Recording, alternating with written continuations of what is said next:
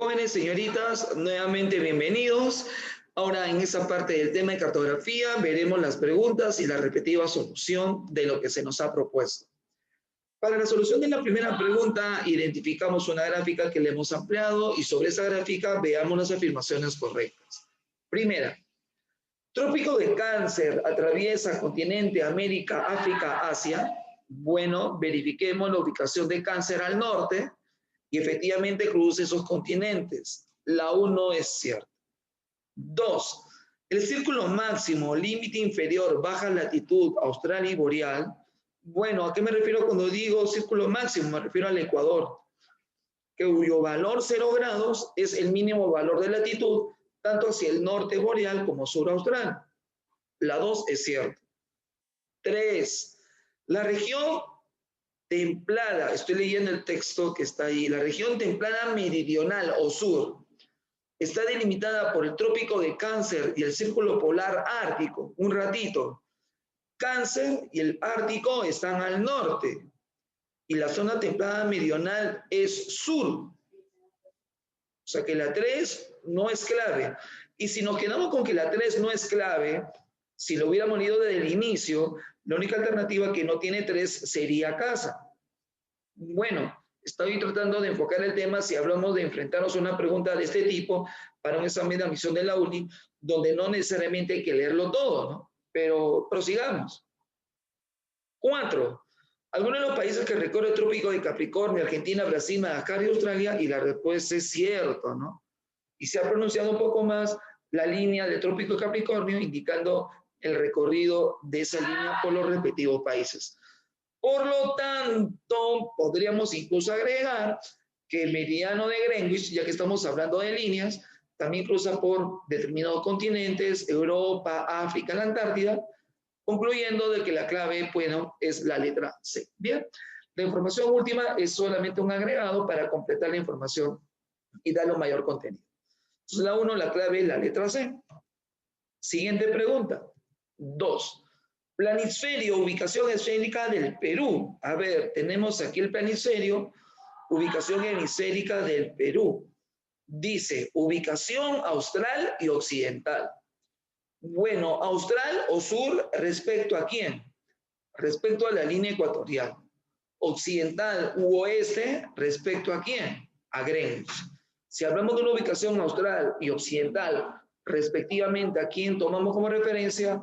Al Ecuador, que es un paralelo base, y al meridiano de Greenwich, que es un meridiano base. Lo cual, jóvenes, nos indica de inmediato que la clave de las dos es casa.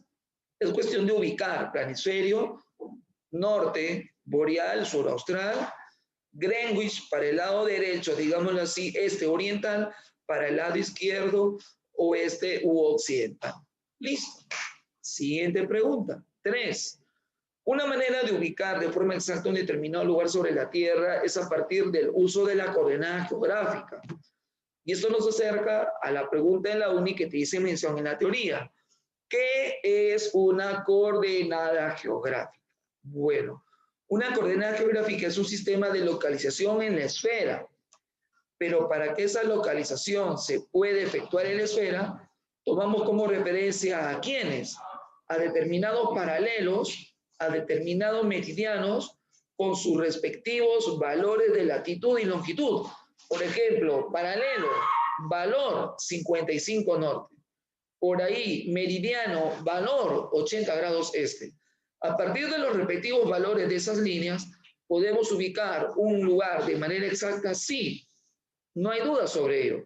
Y están los valores respectivos de latitud 55 norte, longitud 80 grados este. Por lo tanto, respuesta a la pregunta 3, ¿cómo definimos a una coordenada geográfica? Intersección paralelo meridiano, cuyos valores de latitud y longitud respectivamente nos permiten ubicar un lugar de manera exacta. La 3 ya está. 4. Indique material cartográfico que tiene como rasgo particular ser tridimensional, ya que contiene latitud, longitud y altitud. ¿De quién estamos hablando? ¿De los mapas topográficos o de manera específica de la Carta Nacional? En una Carta Nacional vemos información tridimensional en cuanto a reconocer ciertos valores de latitud y longitud. Tal vez aquí no se pueda apreciar muy bien, pero te diré de que estos pequeños rasgos, por aquí y por aquí, son respectivos valores de longitud en grados y minutos, y por aquí respectivos valores de latitud. Esos valores los posee este documento. Pero en cuanto a la altitud, bueno, reconocemos que la altitud se define a partir de ¿qué? De ciertos rasgos, en este caso sombras, que me dan la forma del terreno y una respectiva altitud.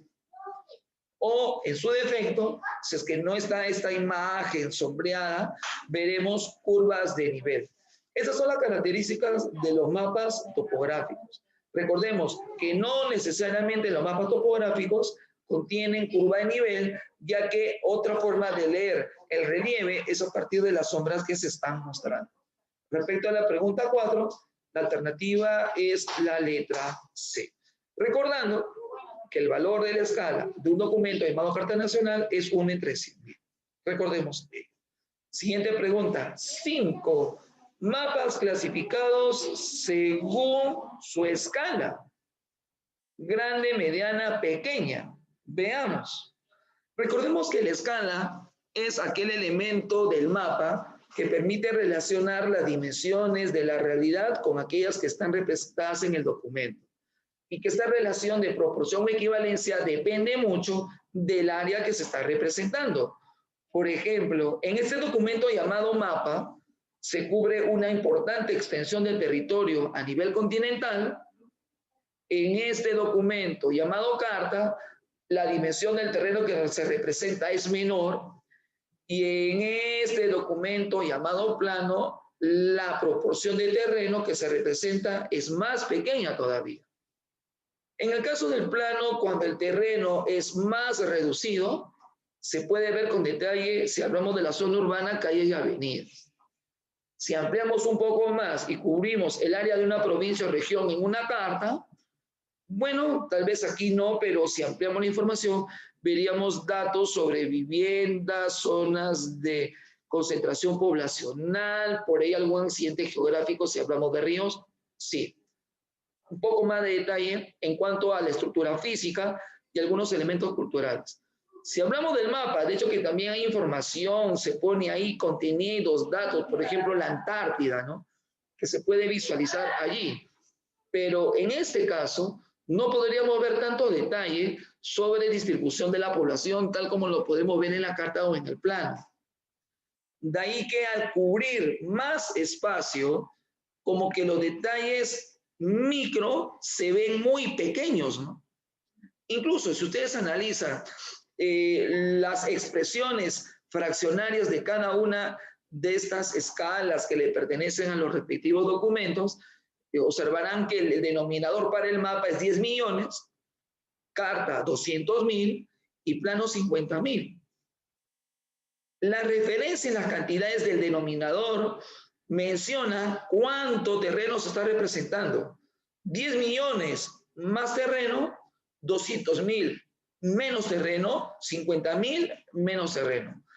Este tipo de comparación joven nos acerca justamente a una pregunta de la misión de la UNI, donde se tiene que entender que la clasificación de los documentos por escala, si bien contienen expresiones que cuando el denominador es muy grande, el valor del número se vuelve más pequeño, ¿no?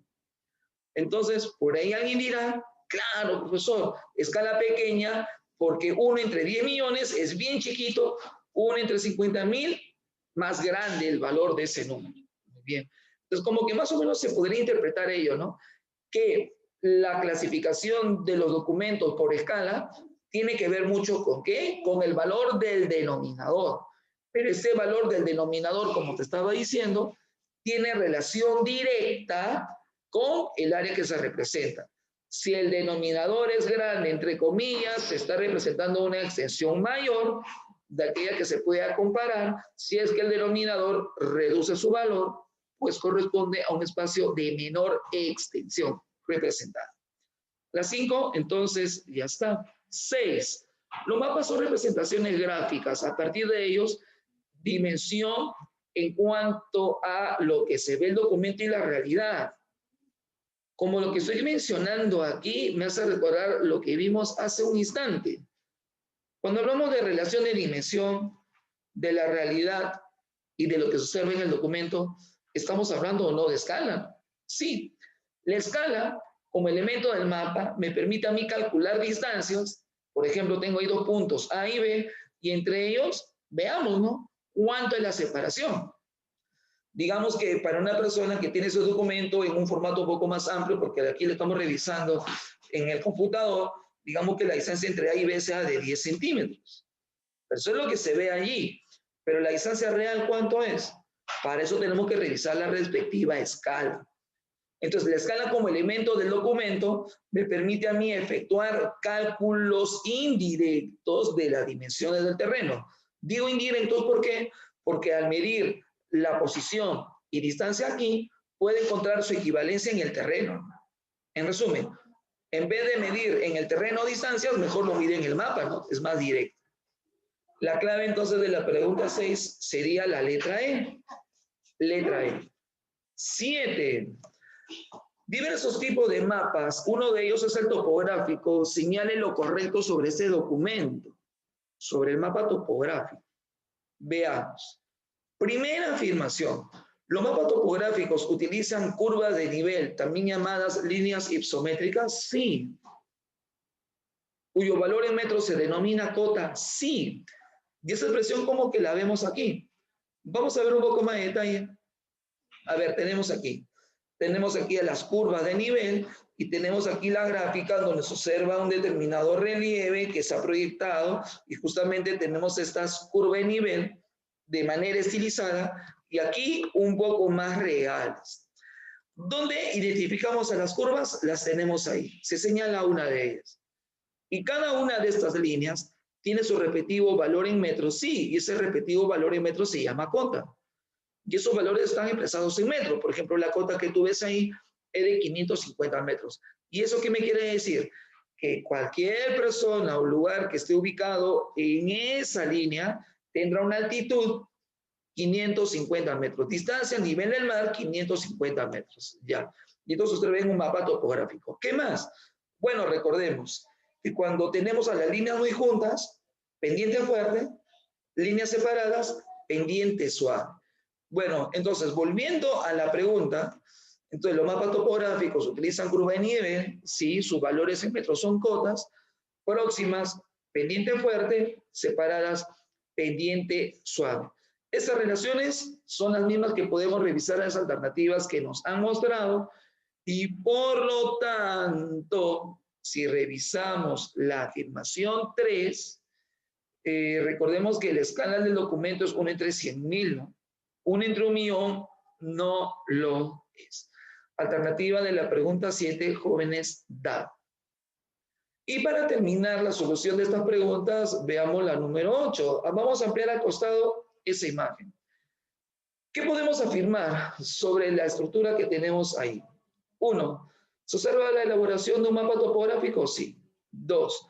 Al utilizar las líneas isoipsas, ¿se determina una determinada altitud? Sí, las líneas isoipsas. Pero esas líneas isoipsas se construyen a partir de la distribución de determinados planos que van cortando esta superficie, ¿no?